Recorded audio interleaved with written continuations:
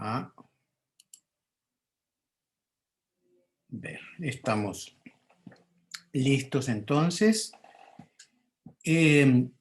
La transición demográfica voy a considerarla como un proceso histórico de cambio global.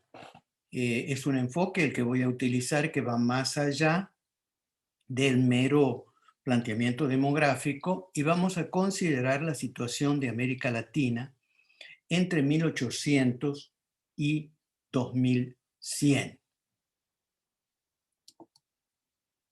¿De dónde viene de dónde viene toda esta presentación? Viene de mi nuevo libro que acabo de terminar y que se llama precisamente América Latina en la transición demográfica 1800-2050. En este libro tiene 7 capítulos y un epílogo. Lo que yo les voy a presentar es básicamente las conclusiones del epílogo, pero vamos a dar una rápida visión sobre la transición demográfica en general y en América Latina para enmarcar bien realmente las conclusiones, que es lo que quiero plantear. En el libro sucesivamente, como ustedes pueden ver ahí están los capítulos. Se considera primero la transición demográfica en general, después lo que los demógrafos llaman el espacio estratégico del crecimiento demográfico. Enseguida se analiza la estructura de la población por edades, o sea, cómo la población mundial y latinoamericana, bueno, o mejor dicho, europea y latinoamericana, pasa de ser una población joven, básicamente, a una población envejecida. Luego, el capítulo 4 analiza el descenso de la mortalidad y la conquista de la salud. Esta es una de las variables fundamentales en la explicación de la transición demográfica.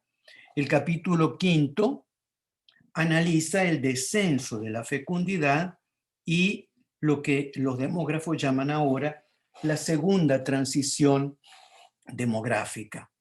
El capítulo 6, Migraciones, diásporas y transición demográfica, estudia en realidad el rol de las migraciones en las grandes líneas del poblamiento latinoamericano.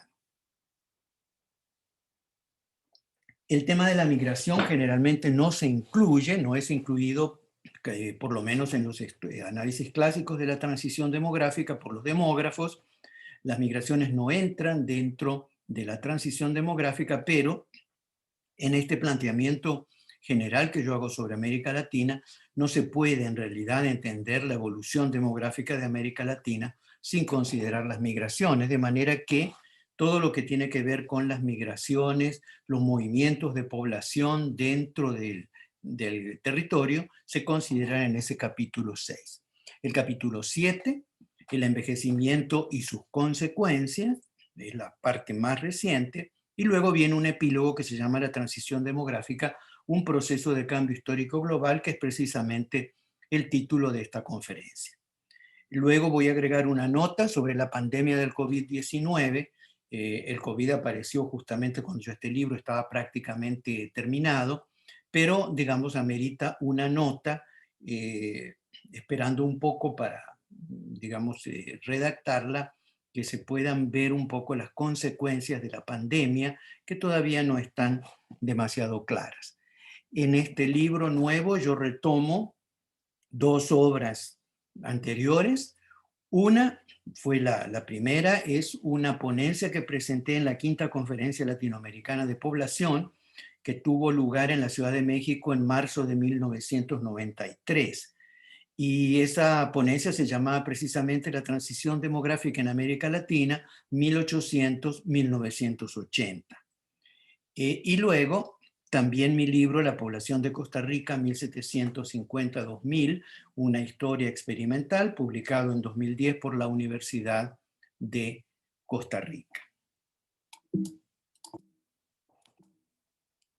Vamos para adelante entonces. Ahora, comencemos por el concepto de transición demográfica. El concepto de transición demográfica fue formulado por diferentes autores. Ahí se ponen los más importantes. Adolphe Landry fue el primero, un demógrafo francés y economista francés, que en 1936 propuso el término para este proceso que él identificó bien como revolución demográfica. Pero este no es el término que predominó. Después de la Segunda Guerra Mundial, sobre todo, un demógrafo, Frank Notenstein, en 1945 y más o menos en el mismo año también, Kingsley Davis, un connotado sociólogo, sobre todo asociado con la Universidad de California, formularon la idea prefirieron el término un poco más neutro de transición demográfica y ya formularon este concepto con claridad. Y luego no se puede dejar de mencionar al gran demógrafo estadounidense Ansley Cole, quien sobre todo entre 1959 y 1986 formuló estudios que nos guían todavía hoy para con la consideración de la transición demográfica. Probablemente el pensamiento de Cole en este sentido ha sido el más profundo y detallado en relación al tema. El concepto de transición demográfica, el término hizo fortuna en las ciencias sociales, presenta en realidad básicamente las características del crecimiento demográfico moderno, sobre todo europeo y de los países desarrollados, pero también a la luz de una cosa que profundamente preocupaba a Notenstein y a Kingsley Davis, que era la explosión demográfica que estaba presente en el tercer mundo en la década de 1950. Bueno, ¿y qué es la transición demográfica? Se puede definir de una manera muy sencilla en este gráfico que ustedes ven aquí. Por un lado, el gráfico es muy simple. Por un lado, se considera la evolución de las tasas brutas de natalidad. Por el otro lado, la evolución de las tasas brutas de mortalidad. Y por el otro lado, entonces, la diferencia entre las dos, o sea, natalidad menos mortalidad, la diferencia da la tasa de crecimiento natural. Y estos demógrafos identificaron, cuando se veía la evolución de las tasas de natalidad y de mortalidad en el largo plazo y de crecimiento natural, identificaron tres etapas. En el inicio de la transición, que es aquí esta línea de referencia A, ¿verdad? ¿Qué es lo que ocurre? Bueno, ocurre que la natalidad es muy alta y la mortalidad también es muy alta. Son niveles, por ejemplo, este gráfico es un gráfico muy estilizado, por supuesto. Después vamos a ver un ejemplo concreto y vamos a ver cómo todo esto fluctúa mucho, pero son las tendencias de largo plazo que son muy claras también en todos los ejemplos que conocemos. Natalidad muy alta, tasas de entre el 40 y el 50 por mil, ¿verdad? Quiere decir esto que cada 1000 habitantes hay por año, en un año determinado, entre 40 y 50 nacimientos. Y la mortalidad es por ahí un poquito más baja, pero no mucho más baja que la natalidad. Entonces, la mortalidad también es más de 40 por mil. Entonces, en realidad, el crecimiento natural es muy bajo. Es cero si esto es igual, si natalidad es igual a mortalidad, y en realidad muy por debajo, por ejemplo, del 1%, que es esta línea aquí, que es lo que mide la tasa de crecimiento natural, ¿verdad? O el 10 por mil, que sería lo mismo, ¿verdad? 1%. Es el crecimiento natural, es realmente muy bajo. Y luego viene el momento de la transición, que es todo esto que abarca el gráfico entre A, ¿verdad? Acá, y C. O sea, ¿qué es lo que ocurre? Lo que ocurre primero es que la mortalidad, perdón, empieza a descender. Después vamos a tratar de ver por qué rápidamente, pero la mortalidad empieza a descender. Entonces, Si la natalidad la mortalidad desciende y la natalidad permanece alta, que es este momento entre estas líneas de referencia A y B, entonces nosotros podemos ver que el crecimiento natural naturalmente se eleva considerablemente y llega a un máximo aquí en este punto donde la tasa de crecimiento natural es casi como del 3%, ¿verdad? Entonces el momento en que es el máximo, digamos, la máxima diferencia entre la natalidad, que sigue siendo muy alta, y la mortalidad, que está bajando mucho. Después, en esta segunda etapa, la natalidad comienza a descender. La mortalidad también sigue descendiendo, pero ya no lo hace tan rápido como aquí, porque además no es posible, pero la mortalidad sigue descendiendo y, sin embargo, acá lo que gobierna este periodo entre B y C es el descenso de la natalidad. Aquí ya la natalidad es muy baja, ¿verdad? Tenemos natalidades menores al 10 por mil y también la mortalidad muy baja. Pero vean ustedes que la diferencia aquí es muy parecida a esta diferencia del inicio, ¿verdad? La diferencia en C, ¿verdad? Y este momento, el momento en que de alguna manera, o sea, las tasas vuelven a encontrarse, natalidad y mortalidad, muy próximas, nada más que a niveles muy bajos, no es como esta situación aquí al principio de la transición o antes de la transición, donde los niveles eran realmente muy elevados, tanto de mortalidad como de natalidad. Pero al final la consecuencia sobre el crecimiento es la misma. Aquí tenemos un crecimiento que tiende a cero. Y este es el momento en que los demógrafos consideran que se llega al fin de la transición.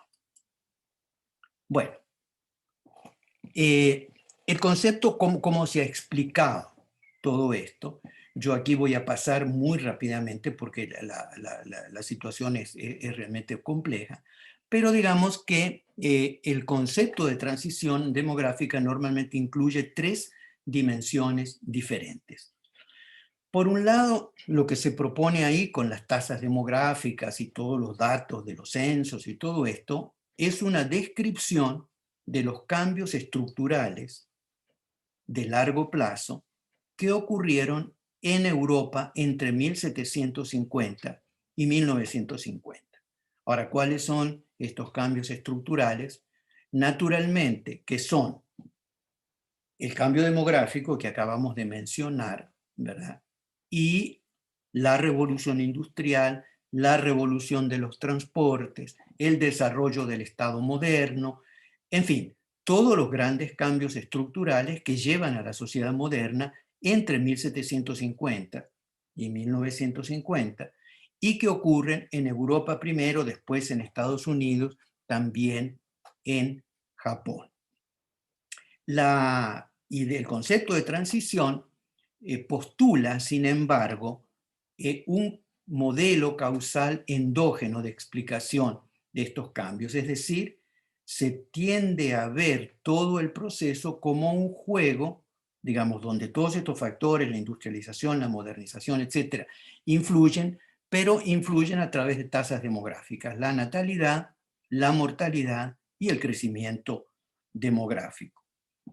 Entonces el modelo es bastante exitoso porque es un modelo relativamente simple de entender y, digamos, después tal vez no es tan sencillo de explicar, pero todo el planteamiento es bastante simple de entender. Y luego la tercera dimensión que incluye el concepto de transición demográfica es la idea de convergencia global. O sea, la idea de que este es un proceso por el cual, con la modernización, todas las sociedades pasan, tarde o temprano, es un proceso que será vivido por todos los países y regiones del mundo. Vamos a ver ahora más de cerca las características de la transición demográfica. Lo que caracteriza la transición demográfica es el rápido crecimiento de la población. En Europa, sin embargo, las tasas de crecimiento fueron menores al 2% anual. Mayores del 1%, menores del 2%. En América Latina las tasas fueron más fuertes. Cuando América Latina entra en la transición demográfica, y esto ya en el siglo XIX, las tasas de crecimiento fluctúan entre 2% y 3,5% anual. Claro, estas tasas del 3,5% anual se alcanzaron en los años 1950 y 1960 en América Latina. ¿Y cuáles son los factores principales, verdad, que intervienen en este proceso? Por un lado, el descenso de la mortalidad. Se produce el fin de las grandes epidemias, la caída de la mortalidad infantil y un aumento muy grande de la esperanza de vida al nacimiento, ya medida en términos, esta es una medida demográfica más sofisticada, pero que es del uso corriente.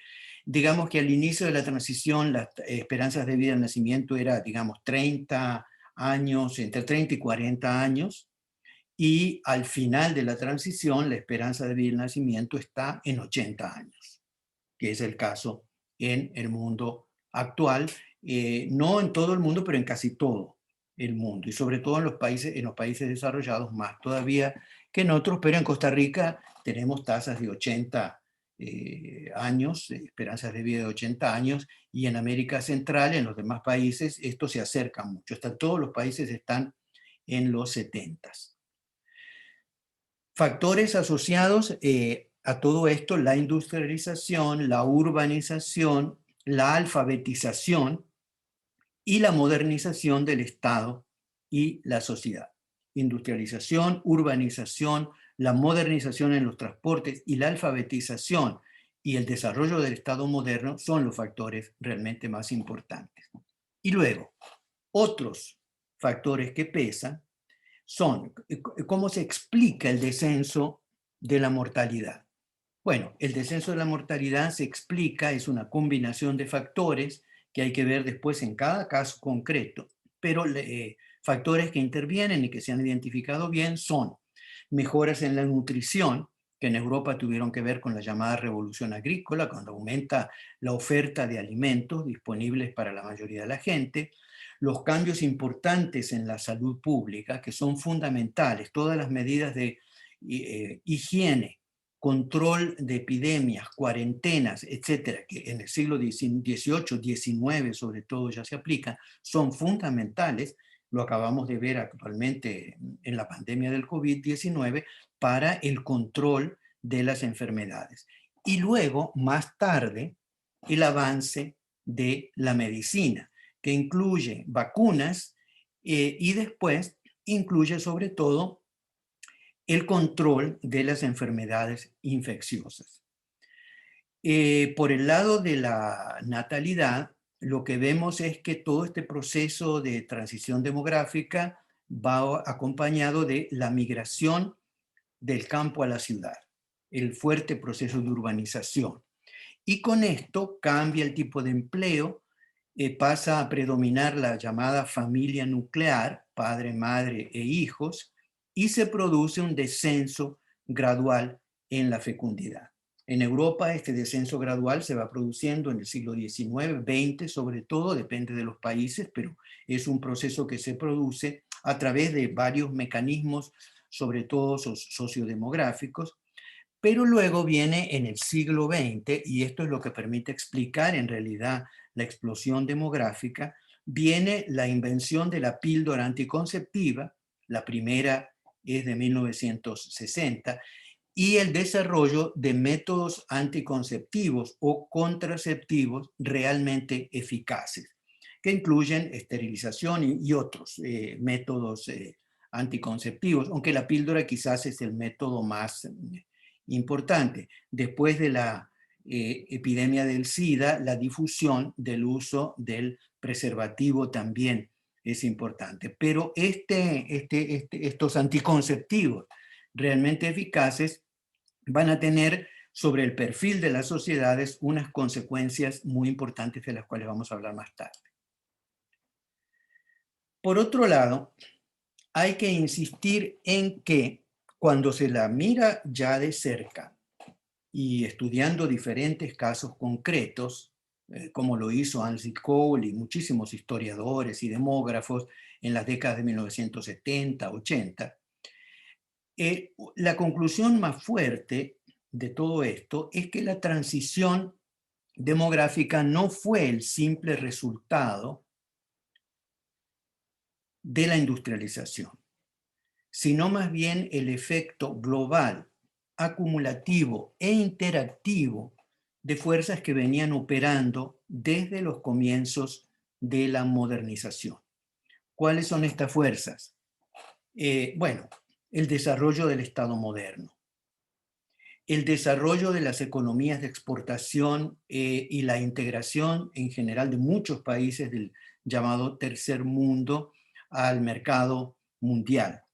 Y luego, naturalmente, el imperialismo británico, sobre todo en el siglo XIX, pero después los otros imperialismos, visto en sus dimensiones no tanto políticas, sino comerciales, mercantiles, la migración de capitales, la exportación de capitales, o sea, el imperialismo en sus dimensiones económicas, políticas, los transportes, etcétera.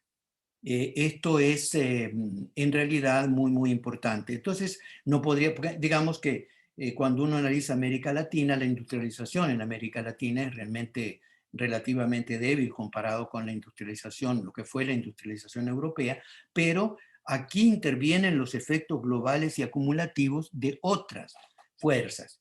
Interviene un factor muy importante que es la comunicación de los conocimientos y de las tecnologías.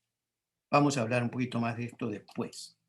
Bueno, veamos ahora un ejemplo típico de la transición demográfica, que en este caso, ¿verdad? Es el ejemplo que yo he escogido de mi libro, son los datos de Chile. Tenemos datos de Chile de natalidad y mortalidad desde 1850 en adelante y bastante sólidos. Entonces esto nos permite tener una visión de largo plazo de las tres variables que vimos en el esquema simplificado que yo presenté al principio. O sea, el juego de natalidad, que vemos aquí en el azul del gráfico, mortalidad y después la tasa de crecimiento natural. Ustedes pueden ver que si uno analiza, considera el largo plazo, aquí tenemos muy, muy claramente hasta, digamos, más o menos 1920, si uno tira líneas de tendencia aquí, tenemos una fase como de pretransición, pero sin embargo, pretransición, pero con tasas de crecimiento natural que son como del 1%, o el 10 por mil, pero es lo mismo, el 1% que van aquí, ¿verdad? O sea, la población en realidad está creciendo, pero digamos, la mortalidad no baja tanto, pero la natalidad es muy alta. Y tampoco la mortalidad es de aquellas grandes mortalidades epidémicas que hubo en otras épocas. La mortalidad es relativamente, está entre el 30 y el 40 por mil, como nosotros vimos en el esquema simplificado. Y después de 1920, pues esto comienza a cambiar. Baja la mortalidad, aquí ustedes pueden verlo tranquilamente, la mortalidad baja más o menos desde 1920 en Chile, de manera muy fuerte hasta, primero más fuerte quizás aquí, hasta los años 50, y ya después de manera más, un poco más lenta, pero sigue bajando notablemente. Y la natalidad al principio desciende un poco aquí hasta 1960, pero en realidad la natalidad solo baja en serio después de 1960, cuando en Chile adoptan políticas de control de la natalidad bastante efectivas, con el apoyo de el gobierno y también de las instituciones privadas.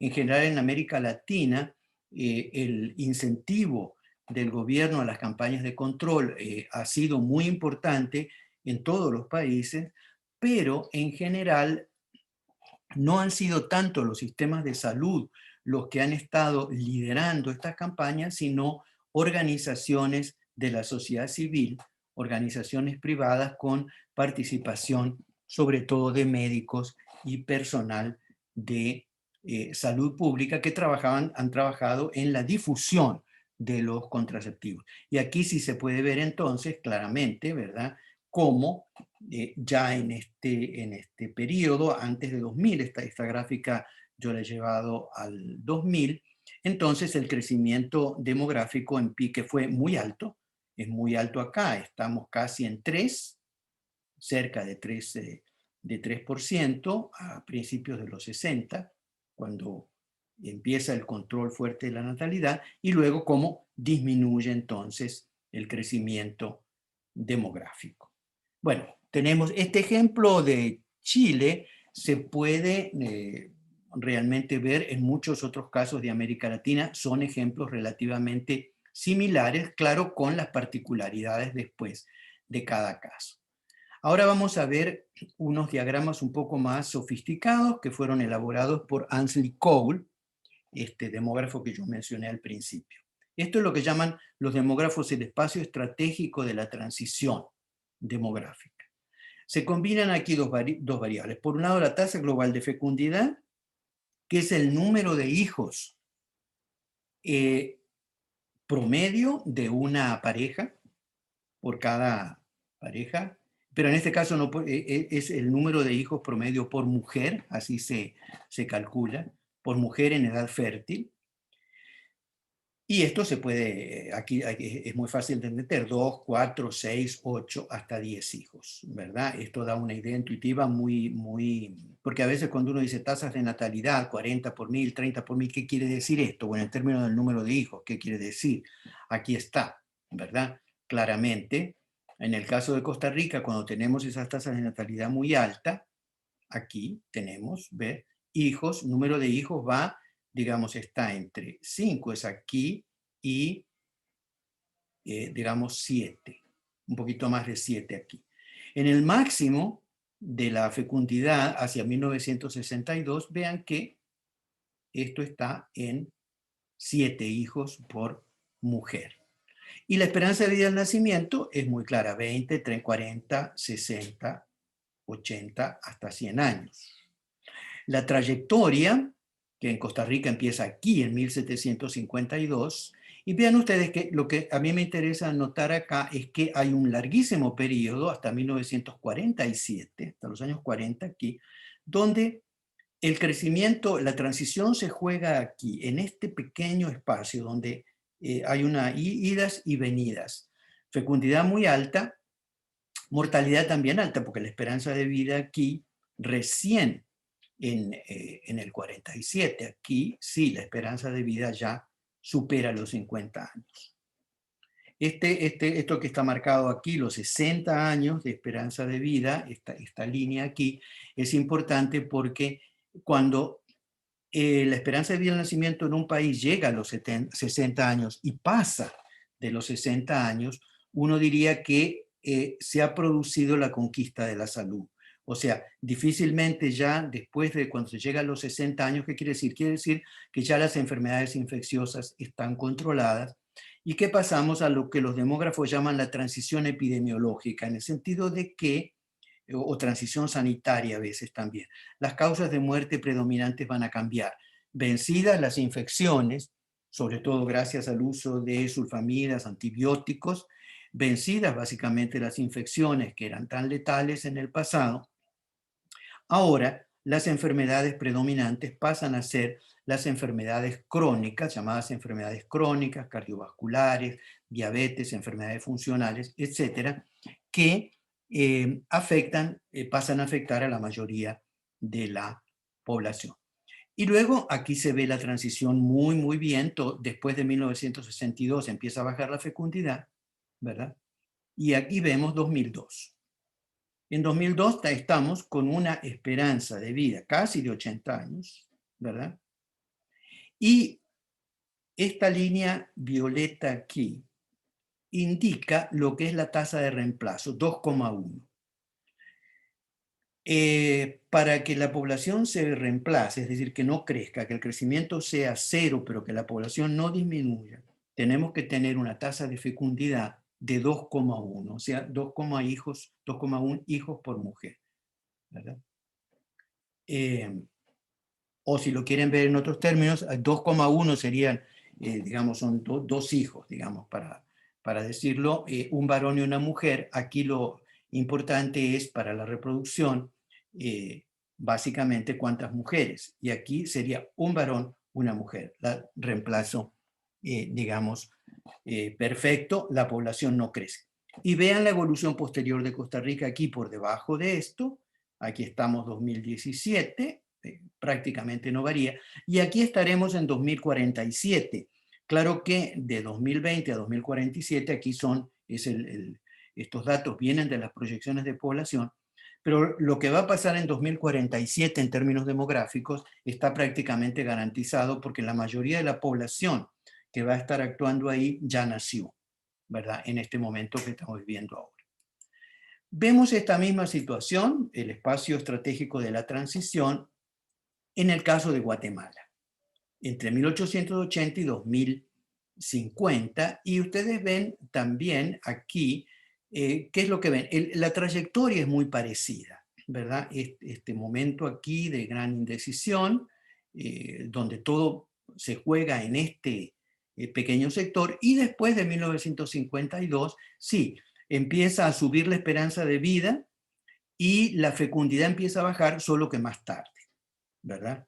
Y Guatemala no ha llegado en la actualidad, si digamos 2017, aquí está, estamos por aquí, estamos con una eh, tasa de esperanza de vida mayor a los 70 años y una tasa de global de fecundidad que es un poco menor de 3, o sea, todavía hay un crecimiento demográfico importante. En este gráfico, también en estos gráficos de Cole, hay estas líneas que están acá, que son líneas de crecimiento, se llaman de isocrecimiento, o sea, de crecimiento, del mismo crecimiento demográfico. Aquí está 0%, 1%, 2%, 3%, 3,5% anual, ¿verdad? A lo largo del tiempo, con diferentes combinaciones de tasas de fecundidad y esperanza de vida al nacimiento. Estos vienen de las poblaciones estables, que son tasas, son poblaciones teóricas que simulan el juego de natalidad, mortalidad y crecimiento. Esto es para tener una especie de mapa de fondo, porque cuando se examinan bien estas líneas de isocrecimiento, uno ve por dónde va la trayectoria de América Latina. Ven que realmente, por ejemplo, la trayectoria de América Latina, esto, claro, refleja más vale situaciones europeas, pero esto no varía tanto de sociedad a sociedad. Estas poblaciones teóricas son un marco de referencia importante. Entonces, vean, por ejemplo, cómo este momento acá se está en el espacio de isocrecimiento entre 1 y 2%. Todavía es un espacio de crecimiento fuerte, mientras que en el caso de Costa Rica, si ahora lo vemos, ya en 2000 estamos por debajo del 1%. Y después del 2000 ya vamos a estar casi hacia el 0%. Bueno,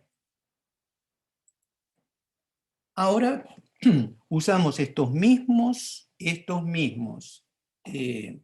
gráficos para examinar las trayectorias ya de manera simplificada de Europa y de América Latina. Vean que Europa, la transición demográfica, digamos, si se considera que empieza hacia 1870, 1900 estamos aquí, 1930 aquí, y en 1980 ya estamos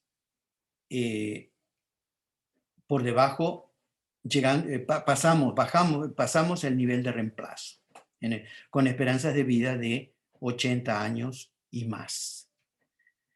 O sea, y si se ven, aquí son muy útiles las isocuantas de las curvas de isocrecimiento, vean que toda la trayectoria demográfica, la trayectoria de la transición europea se jugó con tasas de crecimiento entre el 1% y el 2%.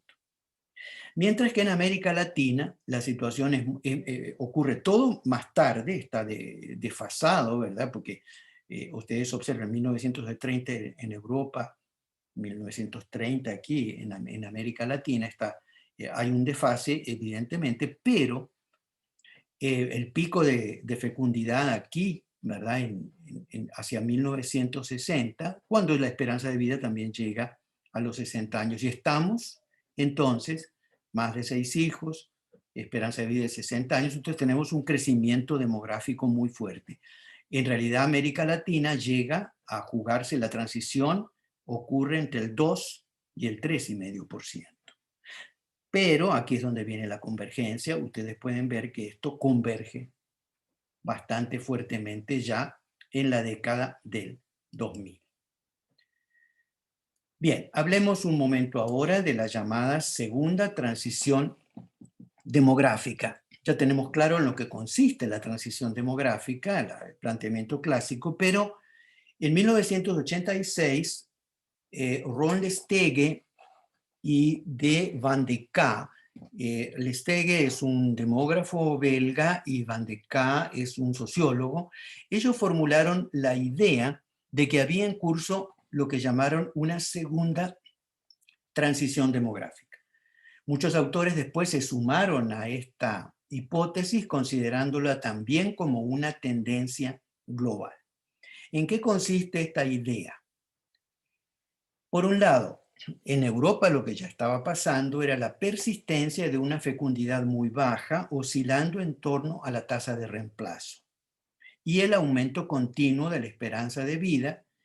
Esto permitió consolidar el envejecimiento de la población, provocando fuertes cambios en la organización familiar.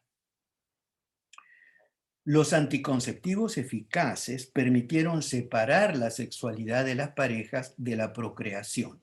Y este es un fenómeno, el fenómeno que normalmente se asocia a la llamada revolución sexual de los años 60, pero este fenómeno es absolutamente nuevo en la historia humana, porque el disociar, no se trata aquí de ver casos muy particulares, de manera masiva permitir disociar la sexualidad de la procreación. O sea, el control de la sexualidad para lograr la procreación cuando se desee. Esto es absolutamente nuevo, novedoso. Y junto con esto viene una maternidad tardía y una gran diversidad en los tipos de uniones conyugales, que van desde la familia más tradicional hasta lo que se ha llamado a veces familias ensambladas, que tienen que ver sobre todo con cuando proliferan los divorcios, y entonces bajo el mismo techo, en una familia, sí hay quien ejerce un padre, madre, pero los hijos que están son los tuyos, eh, los míos eh, y los de los dos, ¿verdad? Digamos en un ejemplo simple, típico. Esto va también unido al empoderamiento de las mujeres, que ha llevado a cuestionar seriamente el esquema familiar patriarcal.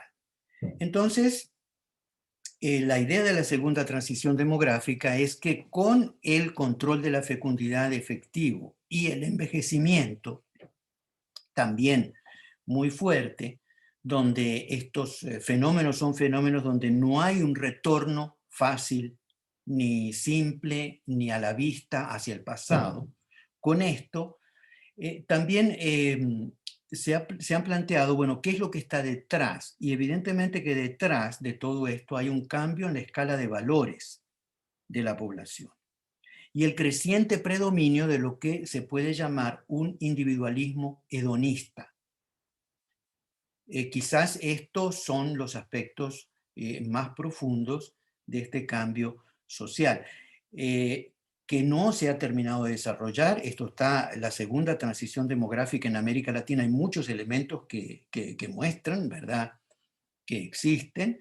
Basta mencionar simplemente el cambio, por ejemplo, si vamos a el matrimonio igualitario, que en los últimos años muchos países están adoptando, en los países desarrollados y también en América Latina y a nivel del mundo. Bueno, todos estos cambios son cambios que están en curso, están desarrollándose, y donde hay también, obviamente, particularidades nacionales y regionales y culturales que los connotan, pero esta tendencia a la convergencia parece indudable. Ahora, si tratáramos de resumir así en unas pocas cápsulas, ¿cómo es que se da este proceso? ¿Verdad? Entonces, en un esquema explicativo sencillo, uno podría decir que en todo este proceso de la transición demográfica jugaron estos factores que están aquí indicados. Por un lado, un cambio en lo que voy a llamar ahí bienes materiales para referirme a la industrialización, la urbanización, la modernización agraria, los transportes, los mercados modernos, o sea, un gran cambio en la sociedad que se puede ver por el lado de los bienes materiales. Un cambio en las instituciones muy fuerte que tiene que ver con el desarrollo del Estado moderno, la burocracia moderna, los sistemas de salud modernos que son muy importantes y organizaciones de la sociedad civil. Luego, a nivel de las ideas, hubo cambios importantes, alfabetización, secularización, desarrollo científico y técnico, los medios de comunicación de masas y, en general, una nueva cosmovisión del mundo secular, ¿verdad? Que permite tomar entonces ya a las personas aquí, ¿verdad? Porque el problema aquí es que hay que considerar en la transición es que en el caso de la mortalidad, bueno, sí, las medidas de salud pública pueden ser muy coactivas por parte del Estado. Pero después también esto tiene que ver con educación, alfabetización, porque las prácticas de higiene se van a jugar a nivel de las personas, ¿verdad? O sea, las personas tienen que adoptar todas estas prácticas. A nivel del descenso de la fecundidad, esto es todavía mucho más individualizado, mucho más individual. Aquí el Estado puede presionar, pero no demasiado. La decisión última será en las alcobas. Será en las alcobas, será en la cama, si ustedes prefieren decirlo, y será de las parejas que llevan adelante la procreación. Ahora, ya si consideramos este esquema, resume para el caso europeo, también para el caso latinoamericano. Ahora, en América Latina, en realidad, uno podría decir que lo que ha habido son adaptaciones de estos 4 factores y transferencias. Las tecnologías y todo el conocimiento que tiene que ver con el descenso de la mortalidad es muy poco lo que se creó propiamente en América Latina, casi todo es transferido y adaptado desde el siglo XIX. Y lo mismo ocurre con el descenso de la fecundidad. La píldora y los métodos anticonceptivos eficaces vienen de fuera, Entonces, en América Latina hay un proceso complejo y de adaptaciones y transferencias, no tanto un proceso de creación. Por eso, en realidad, la comunicación es tan importante porque uno podría ver todo esto como un gran proceso de transmisión de conocimientos y tecnologías. Y ahora vamos a ver propiamente, ¿verdad? Vamos a ver propiamente el futuro.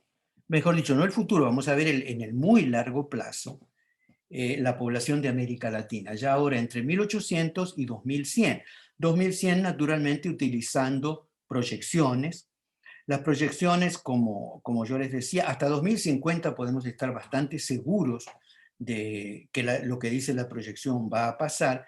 Ya hacia 2100 es más problemático, aunque creo que en estas variables que vamos a considerar ahora, en lo que sigue, no es tan problemático. Entonces, si vemos todo esto en el muy largo plazo, aquí vemos la evolución de la población total de América Latina y el ritmo de crecimiento, la tasa de crecimiento. Entonces, la población crece a un ritmo creciente, llegando a un máximo hacia 1950, con una tasa de crecimiento anual que está aquí del 2,7%. En este momento América Latina participaba de lo que se conoció como la explosión demográfica. Pero después de esta época, después de los años más o menos 70, el ritmo de crecimiento empieza a decrecer regularmente y 90 años después, hacia 2060 aquí, va a llegar a cero. Este cero de 2060 es fuertemente probable. En este momento, en 2060, cuando se llegue al cero, la población de América Latina va a llegar a un máximo aquí, que es casi unos 760 millones de habitantes. Vean que de todas formas, y después la tasa de crecimiento, digamos, seguirá siendo después negativa hasta final del siglo, claro está, y la población empezará a disminuir, esto es lo más importante. De acuerdo a estas proyecciones, después de 2060, la población latinoamericana empezará a decrecer.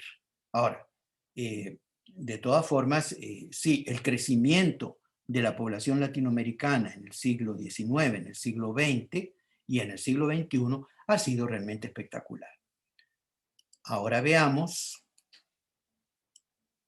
otro aspecto, que es aquí cómo evoluciona la edad mediana de la población. Primero entendamos bien, este es el indicador más simple que se puede plantear y más sencillo, digamos, pero es muy efectivo para entender el envejecimiento de la población. ¿Qué quiere decir esto de que la población envejece? La mediana. Quiere decir, por ejemplo, que si la edad mediana de la población es de 18 años, quiere decir que la mitad de la población en ese momento tiene menos de 18 años, tiene entre 0 y 18 años, y luego la otra mitad de la población tiene más de 18 años, digamos entre 18 y la edad máxima que haya, digamos 90, 100, ¿verdad? Vean ustedes cómo evolucionó la edad mediana en América Latina. Hasta 1980 aquí, la edad mediana de la población latinoamericana era menor de 20 años y era mayor de 17 años y medio, una cosa así. Oscilaba un poco y todo esto, pero digamos las variaciones eran mínimas. O sea, era una población masivamente joven. La mitad de la población tenía menos de 20 años. Después de 1980 esto cambió. Vean cómo sube la edad mediana, sube de manera continua, ¿verdad? En 2020, la edad mediana se ubica más o menos en 31 años y llegará a 45 años en 2070 aquí. Hacia finales del siglo probablemente llegará a los 50 años. Pero entonces, aquí, este escenario de, digamos, 2050 es un poquito menos, será como 39 años. ¿Esto qué quiere decir? Quiere decir que en ese momento la mitad de la población de América Latina tendrá 39, 40 años y la otra mitad más, ¿verdad? Este es un proceso, realmente esto da una idea de un proceso de envejecimiento muy fuerte y ni digamos cuando ya llegue aquí a los 50 años, que esto es un caso relativamente probable. Bueno, y ahora ya el fin de todo esto, yo voy a proponer dos reflexiones. Una, la primera, yo he dicho que, y hemos visto cómo el crecimiento de la población ha sido espectacular como producto de la transición demográfica. Ahora, ¿cuáles son las consecuencias de este crecimiento espectacular de la población? Este crecimiento espectacular de la población ha aumentado la cantidad de gente, o sea, el volumen de la población mundial, no solo latinoamericana, sino mundial, y también la densidad de la población. Ahora, esto durante mucho tiempo, un periodo bastante largo, quizás de 200 años, no planteó demasiados problemas ni preocupaciones, pero hacia finales del siglo XX, principios del XXI, como estamos ahora, sí tenemos una problemática seria que tiene que ver con ¿qué? con un mundo lleno de espacios saturados y contaminados, con un cambio climático y un efecto de invernadero que parece imparable y que requerirá de una enorme disciplina y coordinación a nivel mundial para que se pueda controlar.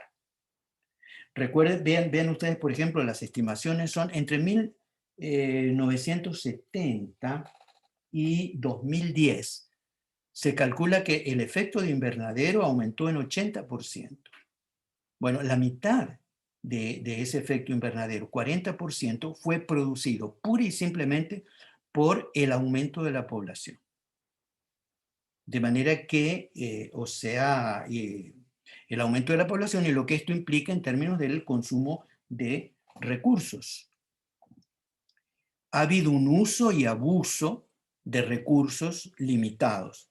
Recursos, aquí no es el tema tanto de si hay petróleo, si no habrá petróleo, como eran los análisis en la década de 1960, 1970. Esto hoy por hoy parece irrisorio. Aquí el problema es que los recursos son de uso limitado. Puede haber disponibilidades ilimitadas, pero si se usan, se abusan, como ha ocurrido, entonces viene la catástrofe climática. De alguna manera, la pandemia del COVID-19, hay muchos que lo han planteado, ¿verdad? Podría verse también como un momento, como una protesta, si ustedes quieren, del ambiente y del abuso del ambiente por parte de las sociedades humanas. No olvidemos que el COVID-19 se ha transmitido de animales, de ciertos animales, eso está muy claro, hacia las poblaciones humanas. Y ya pasaron cosas parecidas con otras epidemias que sin embargo no tuvieron la característica de pandemia del COVID. Pero esto parecería ser una alerta, la pandemia del COVID, muy fuerte en este sentido. Y la pregunta es, ¿estaremos llegando al fin del imperio humano sobre el universo? Esta fue una frase famosa de Bacon, ¿verdad? Un humanista de la época del Renacimiento que planteaba que el destino del ser humano era el imperio sobre el universo. Y ahora tenemos que ver otro aspecto que es, porque aquí he hablado de las consecuencias del crecimiento de la población. Ahora, ¿cuáles son las consecuencias del envejecimiento?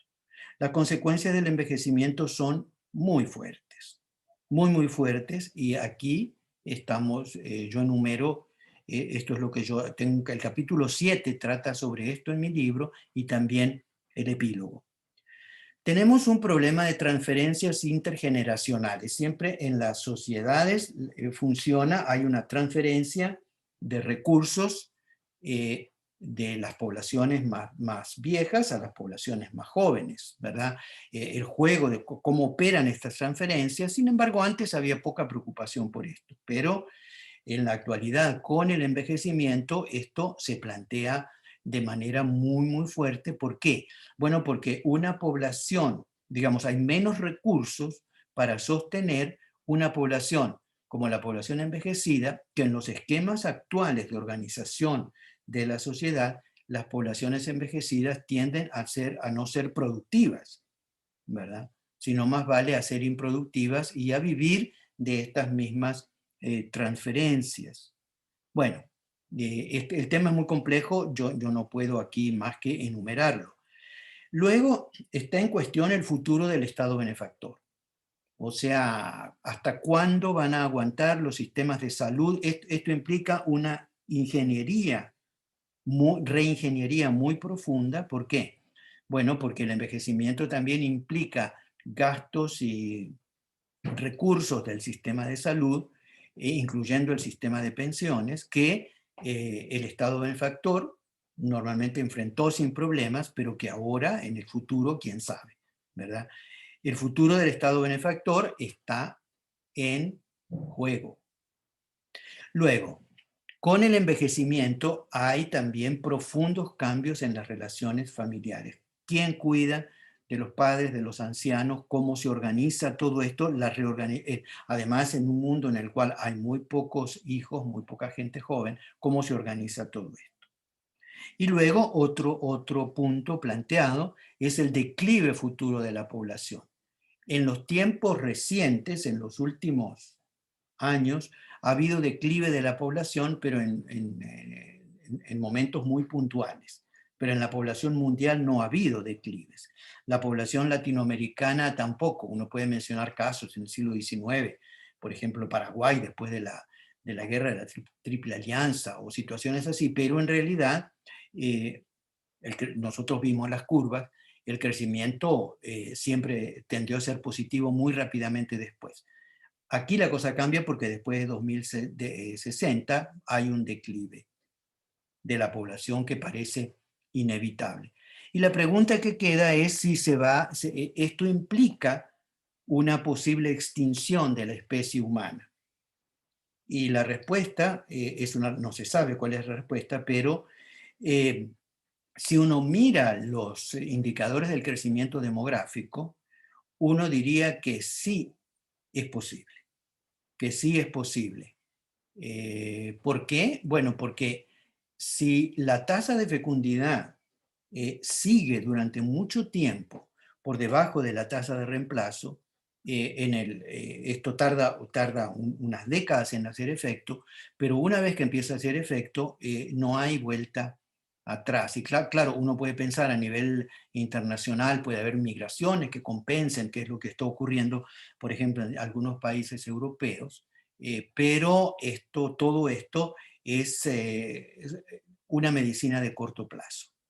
Entonces, un demógrafo muy eminente como Bourgeois-Pichat, que fue uno de los arquitectos de la división de población de las Naciones Unidas y era uno de los cerebros más extraordinarios de la demografía del siglo XX, hacia 1986 él escribió un artículo muy preocupante viendo las tendencias de la población europea y él dijo, si, haciendo un análisis puramente demográfico, si esto sigue así, no es impensable que hacia 2400 la especie humana se extinga.